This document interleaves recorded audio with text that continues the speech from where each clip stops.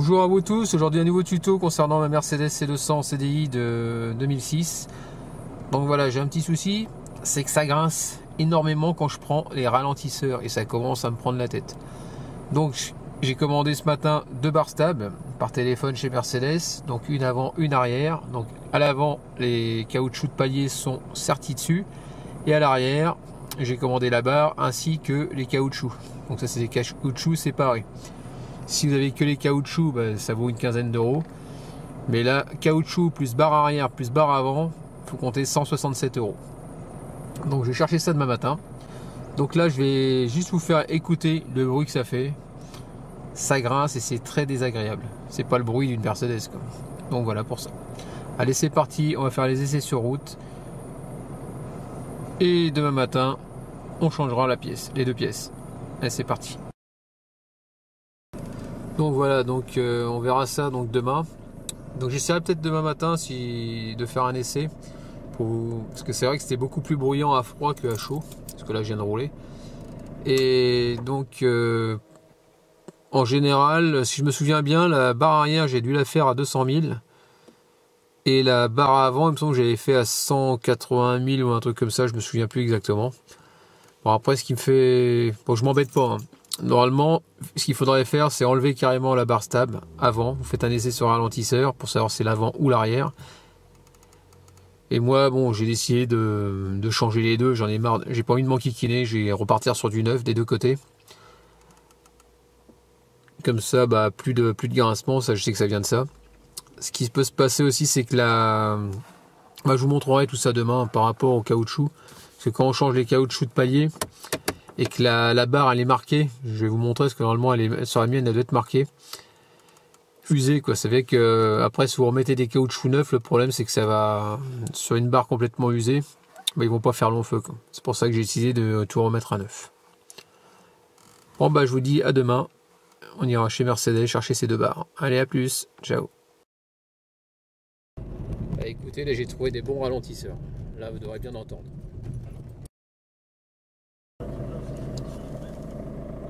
Donc ça y est, on arrive chez Mercedes. Je viens chercher mes petites barres. Donc voilà, j'ai mis la voiture en l'air, donc j'ai mes deux barres. Donc comme on peut voir ici, nous avons la barre avant. Donc la barre avant, il y a comme on peut voir, les patins qui sont sertis dessus. Donc c'est une forme bien spécifique. Ensuite à l'arrière, donc ici là on peut voir l'espèce de petit arrondi, celui-là, hein. Il ira au-dessus du pot d'échappement. Vous verrez, c'est assez chiant à passer parce que ça passe d'une justesse, ça tape dans le châssis. Enfin bref, c'est la merde à mettre. Par contre, celle-là, c'est vendu sans les caoutchoucs. Donc il faut rajouter des caoutchoucs qu'on va mettre, des caoutchoucs de palier qu'on viendra mettre de part et d'autre dessus, tout simplement. Donc là, je vais défaire les roues. Pourquoi? Parce qu'il va falloir que j'enlève le bas des biellettes stabilisatrices de chaque côté. Donc on va défaire les deux roues, défaire le dessous de la voiture, c'est-à-dire le plastique qui est en dessous, c'est du 8. Donc voilà, c'est parti.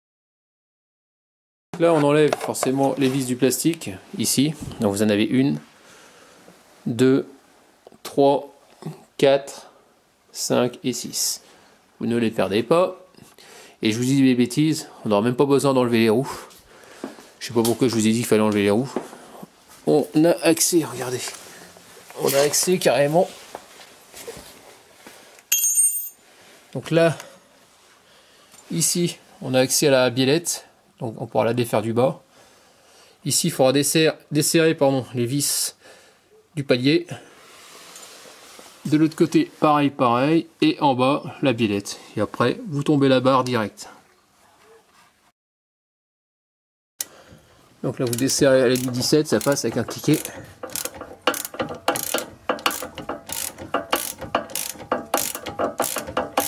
Si ça vient à tourner dans le vide, il faut maintenir le bout de la biellette. Voilà, ça vient. Donc en gros, si ça résiste, vous venez tenir le bout qui est ici. Et après, avec une clé à œil et le 17, et puis vous desserrez tout simplement. Allez, écoutez, regardez ce que je vais faire. Vous entendez le grincement? pas le bruit, hein, c'est métal, et on entend le fameux grincement de caoutchouc sur la pète. Vous avez vu? Donc ça m'étonne même pas. Donc Mercedes, ils ont regardé tout à l'heure, ils ont vu que ça a été fait, la dernière fois que je l'ai changé, celle-là c'était en 2012. Donc vous voyez, ça commence à remonter, quoi, parce qu'on parlait de tarifs. Et finalement, elle était dans les 70 € à l'époque. Et là, elle a perdu 7 €. Elle est à peu près dans les 63 hors taxe. Donc vous avez vu tout l'ensemble, hein, 167 € avant-arrière avec les paliers arrière, tout simplement. Donc là, bah, je vais tomber la barre. Donc, ah oui, là, ici, c'est du... Je me souviens plus, du E12 normalement. Ouais, E12 en étoile, voilà. Bon, bah voilà, tout ça, ça vient. Hein. Il ne reste plus que la vis, donc je vais poser l'appareil, sinon je vais prendre la barre sur la tête. J'ai pas envie de finir en mute. Donc avant de les monter, donc vous comparez que c'est bien les bons modèles, hein, bien sûr. Ensuite, donc qu'on appelle ça, la référence de celle-là, c'est A203 323 42 65. Donc il y a des barres différentes, c'est-à-dire que sur le modèle C200, il y a un diamètre bien particulier. Sur la C220, elle sera normalement, comme elle est plus puissante, apparemment il y a un diamètre différent. Donc faites attention à ça, quoi. Que j'ai pu voir ça l'autre fois quand ils avaient fait un comparatif. C'est-à-dire qu'ils voulaient monter ils m'avaient donné qu'on appelle ça des paliers. Ils pensaient que c'était des paliers comme à l'arrière, un peu sauf que bah, ça s'adaptait pas sur les chapeaux. Les chapeaux de palier, c'est-à-dire ça que j'appelle. Et ça rentrait en force, mais ça allait pas du tout, quoi. Donc ça pouvait pas le faire. Et c'est là qu'ils avaient été chercher dans le magasin une autre barre, et j'ai pu voir qu'il y avait des diamètres différents. Donc là maintenant on va la remettre en place, celle-là, et puis bon, on resserre, on fait la procédure inverse du démontage. Ah, décidément, j'ai la série qui... La poisse. Regardez ce qui m'arrive encore. La vis qui a foiré. Bon, la vis elle est bonne, mais c'est le filetage qui est... Bon bah tant pis, on va redémonter la barre. Je vais repercer, mettre un filet rapporté. Et c'est peut-être ça le bruit que j'entendais, le glong que j'entendais avec quand je roulais à l'avant gauche. C'est peut-être la barre finalement qui tapait plus ou moins, quoi. Donc bah je vais redémonter, je vais percer, puis je vais mettre retarauder, refaire le filetage. Allez, c'est parti. Donc voilà, ça y est, donc j'ai pris donc ma vis à l'aide d'un calibre à coulisses que voici, pardon. J'ai mesuré, donc c'est une vis de 8. Donc une vis de 8, donc j'ai pris dans une boîte que j'ai acheté il y a quelques temps de ça. Ça s'appelle des filets rapportés. Donc j'ai pris en M8 un filetage qui s'adapte sur mon filet de vis. Avec, on trouvera ce petit appareil là qui permet d'insérer le filet rapporté. Ensuite on a avec un forêt qui est plus gros, donc le but du jeu c'est de percer là où c'est abîmé. Donc on va élargir, on va tarauder avec le tarot qui est fourni avec. Ensuite, une fois que ce sera taraudé, on va venir insérer ce filet rapporté, donc à l'aide on va mettre un peu de graisse, sinon ça va pas le faire. Voilà pour ça. Et là, un petit coucou à Sylvain de monoutillage.com avec son porte-tarot à cliquer qui va me faciliter la vie. En tout cas, merci Sylvain. Donc voilà, n'hésitez pas. Donc c'est du M5 jusqu'à M12. Donc monoutillage.com. Donc si vous avez besoin de ça, n'hésitez pas à y aller. Donc là, je vais l'utiliser pour la première fois. Donc c'est parti. On va percer et insérer ce filet rapporté.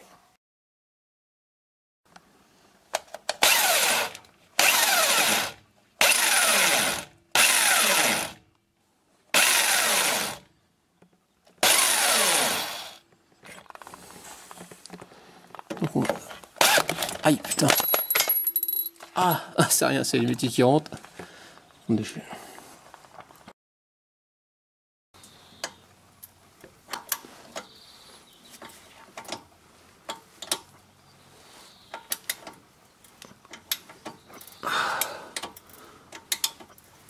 Il suffit juste de tarauder.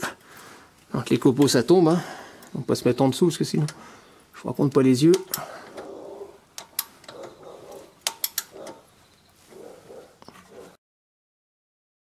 Donc là maintenant vous prenez ce petit truc rouge là.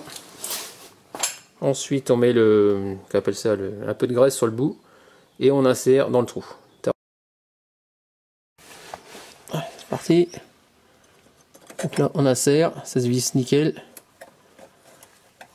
Voilà. Voilà.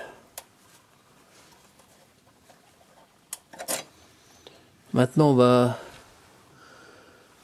péter le bout. Pardon. Hop, avec l'embout. Avec ça, cette partie-là, on va pousser la petite encoche qu'il y a dedans. Et ensuite on pourra mettre notre vis. Donc ça, il n'y a plus qu'à visser.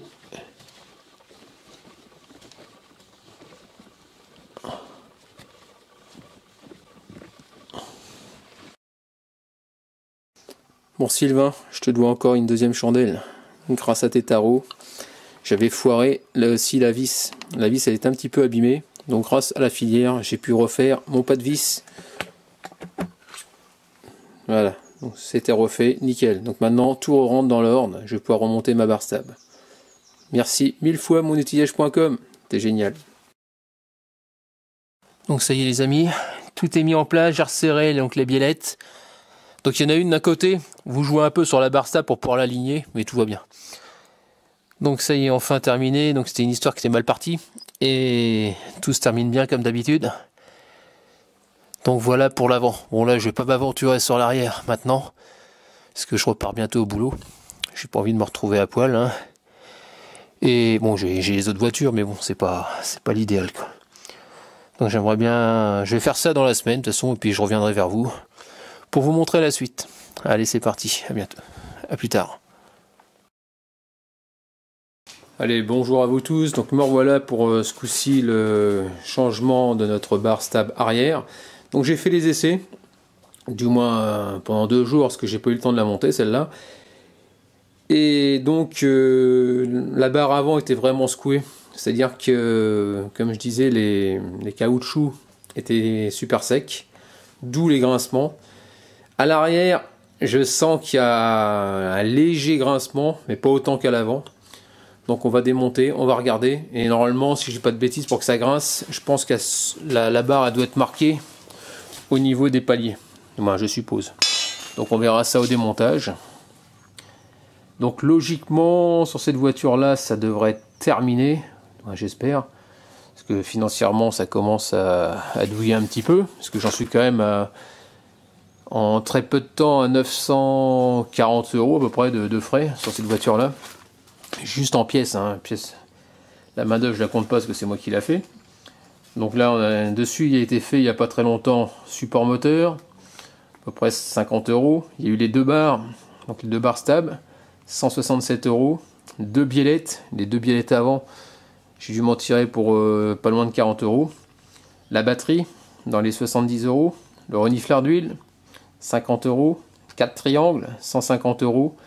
J'ai changé quoi, les plaquettes avant, donc j'ai pris des plaquettes qui étaient fournies avec les petites, avec les guides, donc forcément j'ai payé ça plus cher, j'ai eu pour pas loin de 70 balles.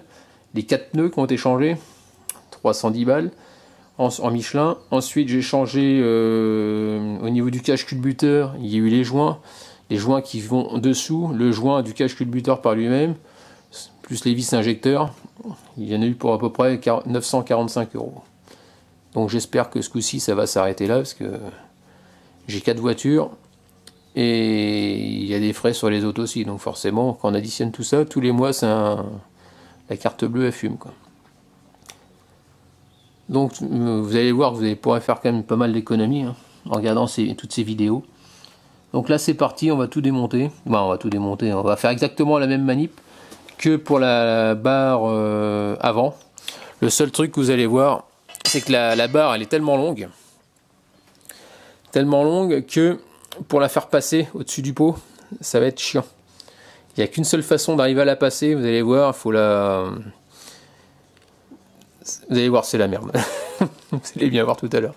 Allez, c'est parti, on démonte tout. On reprend exactement les mêmes outils. On met une chandelle de sécurité, bien sûr. Hein. Et puis allez, assez de blabla, action. Donc là, ici, pour enlever au niveau de la biellette, soit vous enlevez votre roue, vous allez arriver plus facilement. Voilà, j'ai réussi à insérer une étoile, une douille étoile de E14 derrière, et après au pétard avec du 17, ça vient tout seul, hein, c'est un écrou. Faites ça des deux côtés. Je suis un petit peu encore enquiquiné, comme d'habitude. Rien ne se passe comme je veux. Donc ici, vous défaites déjà pour commencer la vis qui est en dessous là. Là, pour faire bailler un peu, pour avoir accès, vous voyez, au palier. Et vous pouvez me voir, il y a une clé de 13 qui se balade, qui a rien à foutre là, mais c'est pas grave. Ce qui s'est passé, c'est que vous voyez que la terre, la rouille, quand j'ai voulu desserrer, ça a arraché l'écrou soudé sur la petite patte. Donc ça tient plus. Bon, c'est un truc qui est rentré normalement, ça tient plus. Donc à l'aide d'une clé de 13 et du E10 de l'autre côté, ça passe. Je vais essayer d'extraire donc la vis du palier tout simplement. Oh, j'en ai marre, la galère, je dois partir là. La bagnole, je peux rien défaire. Regardez, la vis elle est foirée. Impossible d'arriver à desserrer, les 4 vis sont foirées. C'est fou quoi. Regardez la rouille qu'il y a dessus, avec le temps. Oh, je suis énervé là. Énervé de chez énervé. Oh putain, j'arrive même pas à défaire le truc, ça arrondit. J'ai un extracteur, il est trop gros, ça rentre pas dessus.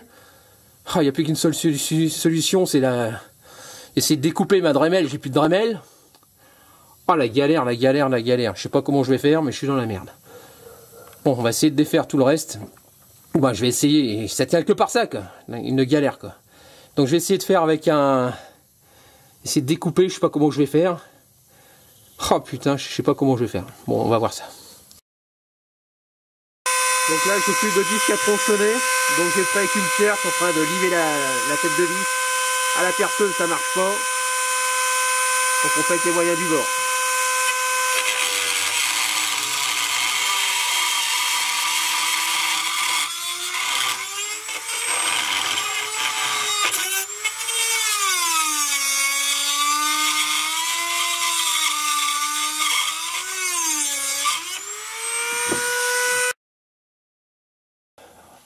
Ça vient toujours pas, ça fait au moins 3 quarts d'heure que je suis là-dessus. Ah, c'est bien franchement pénible. Donc je vais être bon pour changer mon palier hein. Par la suite. Là j'ai été vraiment à la pierre, pas trop le choix. Vous voyez, comme vous pouvez voir, ça s'évase. Je suis pas loin du but. L'heure elle tourne, je dois bientôt partir au boulot. La pièce n'est toujours pas changée. Donc voilà, donc on va essayer de garder son calme et arrêter de s'énerver. Faire par trouver une solution. Donc là, je sais pas comment je vais faire. J'ai été au burin, ça découpe pas, la perceuse, ça perce pas. Je me demande quelle matière elle est cette vis, mais franchement, c'est du costaud, quoi. Ça se pète pas comme ça. Donc on va essayer de continuer, quoi, tout simplement. J'essaie de garder le moral parce que là, je suis en train de péter un boulon. Comme c'est pas permis, vous pouvez pas savoir. Là, je suis en train de me recalmer, mais je suis limite de y mettre le feu à la bagnole, tellement ça m'énerve. Donc voilà, on va continuer. Là, je viens d'enlever comment on appelle ça, le caoutchouc. J'ai réussi à arracher l'autre partie du palier. Hein.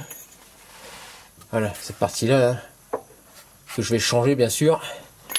Là, maintenant, je vais me faire plaisir. Je vais lui mettre un coup de disqueuse. Parce que le problème, c'est que la Dremel, comment on appelle ça, la pierre a cassé. Et il n'y a plus moyen de bloquer pour desserrer le mandrin. Donc voilà, il y a même la Dremel qui est neuve, qui me l'a fait à l'envers. Bon, c'est pas grave, on va faire autrement. Donc là, maintenant, on va disquer cette saloperie de vis là, qui est rouillée. Hein, et je vais essayer de la sortir de l'autre côté. Allez, c'est parti. Ça y est, Fred Sympa a encore gagné. Elle a perdu la vis. Comme d'habitude, c'est toujours moi qui gagne à la fin. Donc voilà, c'est parti. Maintenant, on va pouvoir démonter cette saloperie de barre et mettre l'autre. Je vais mettre une vis de fortune en attendant et je changerai carrément la pièce, toute la pièce qui va jusqu'au châssis. Je vais remettre du neuf. Comme ça, les vis elles seront ressorties bien dedans parce que ça rentre dedans et je ne serai plus embêté. Donc voilà, on va changer ces deux pièces là remettre du neuf, et puis voilà quoi, tout tranquille. Donc c'est parti, maintenant on défait cette barre. Enfin. Donc voilà, on a les caoutchoucs. Donc ces caoutchoucs ont été changés il y a 2 ans. Donc il y a, quand vous mettez votre barre, voyez, au début elle est toute lisse, comme on peut voir ici, hein. Quand on compare, vous voyez, elle n'est pas abîmée, elle est toute neuve. Et à force, vous voyez, la matière ça finit par diminuer. Et après, bah forcément, votre caoutchouc commence à prendre du jeu. Et ça a tendance à... ça va serrer beaucoup moins bien. Et ça fait que vous allez entendre des grincements tout simplement. Donc voilà, ça y est, on va dégager. On va remettre celle-là à poste. Je vais vous montrer comment faire. Parce qu'en gros, on va falloir la mettre et la faire tourner tout en la mettant. Pour que ça puisse passer. Parce que... Vous voyez, comme vous pouvez voir ici, vous avez l'élastique qui tient à maintenir le pot. Donc c'est lui qui va vous gêner. Donc ensuite, votre barre, vous la mettez vers l'avant. J'essaie d'éclairer en même temps. Voilà. Donc le but c'est de faire, la mettre en biais côté droit. J'essaie d'éclairer un peu mieux, voilà. Tout en tenant, voilà, c'est comme ça. Comme ça je vais voir ce que je fais. Donc ici, on la fait passer. Le but du jeu c'est de faire passer derrière l'élastique. Comme on peut essayer de voir, là, comme ça. Avancer la barre vers l'avant. Sans la prendre sur la tête bien sûr. Voilà.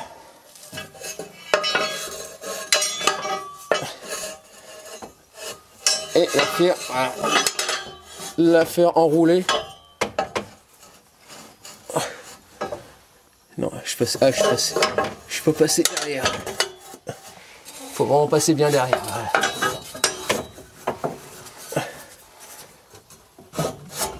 Voilà. Voilà. Et après, je passe sous le feu. C'est pas évident de tout tenir en même temps. Voilà. Une fois que c'est au-dessus, il faut la soulever. Et après, vous avez le problème, c'est que ça va taper ici. Alors, c'est un petit peu galère. Voilà. Ça y est, elle est passée. Comme on peut voir, elle est passée. Et après, bah voilà, après c'est tout ça. Une fois qu'elle est mise à poste, vous allez pouvoir remettre vos caoutchoucs. Je sais pas si vous avez compris. Il faut la mettre en biais à droite. Vous la faites rouler de façon à vous retrouver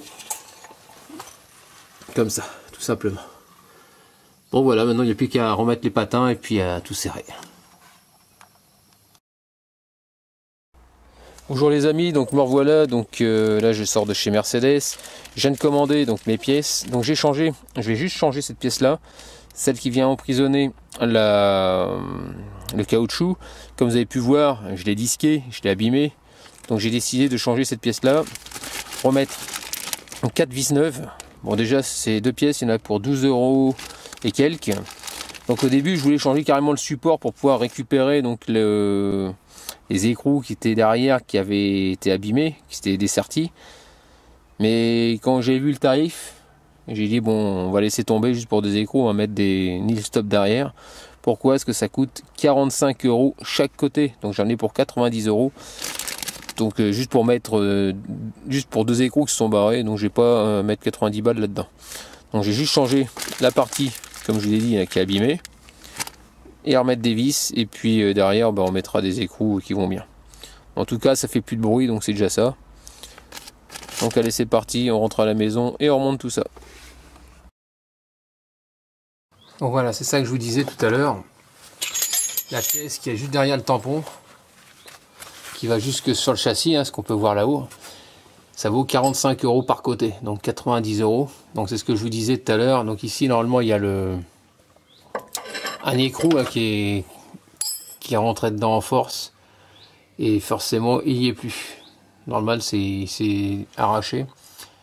Donc ça y est, j'ai commandé, donc comme je vous disais, hein, on va remettre celle-là,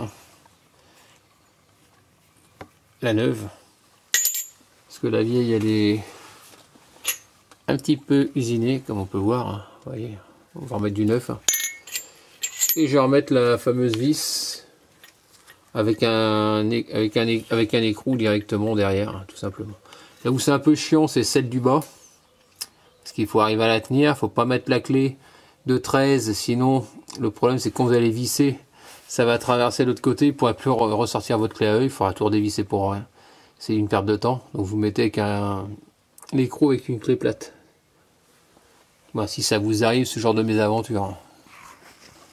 Allez, c'est parti, on remonte tout. Là franchement, là c'est, vous avez vu, ça fait quand même plus propre quand même. Et pour remettre les vis, là ça m'a pris, allez, même pas une minute, à mettre, allez, on va dire 2 minutes, donc au maximum, les deux. Franchement, avec la clé de 13 derrière, ça a bien bloqué, il n'y a plus de soucis. Et l'approche, nickel, vous voyez, quand les vis elles sont neuves, qu'il n'y a pas de rouille, ça se met facilement, il n'y a plus de côté galère. Donc là maintenant que je vais passer à l'autre côté, et c'est vrai qu'en BTR c'était pas terrible à retirer, hein, c'était assez chiant. Donc c'est bon pour ce côté, maintenant on va faire le côté passager. Allez, c'est parti. Donc ça y est les amis, enfin terminé pour les deux bar stabs. Donc un petit conseil, hein, vous avez vu les vis, c'est les vis d'origine. Donc elles ont plus de 12 ans. Donc ce que je peux vous conseiller, c'est que lorsque vous changez votre bar stab, peut-être pas à chaque fois, ni à chaque fois que vous changez les tampons, mais je vous conseille que lorsque vous apprenez d'approcher des 200-250 000 km, changez-les carrément, pour être tranquille. Parce qu'après, vous verrez, vous allez faire comme moi, vous allez galérer. Donc c'est un conseil, changer les vis, c'est pas pour ce que ça coûte, hein. Vous avez vu, un chapeau à 5,60 et le reste, avec la TVA, je m'en suis tiré pour 12 €, donc franchement c'est rien, quoi. Si vous tirez pour aller 4-5 € pour 4 vis, franchement c'est... Et c'est plus facile à mettre quand elles sont neuves. Donc voilà, donc terminé pour ce tuto. Moi, j'espère que ça vous aura plu. N'hésitez pas à me laisser des commentaires avec des j'aime ou j'aime pas, comme d'habitude, hein. Pensez à vous abonner. Et si vous avez des questions, n'hésitez pas à me poser des questions, même si c'est sur autre chose. Je réponds à tout le monde. Si je ne sais pas, bah, je vous le dis, mais si je sais, bah, j'essaye de vous aider. Allez, à bientôt, ciao.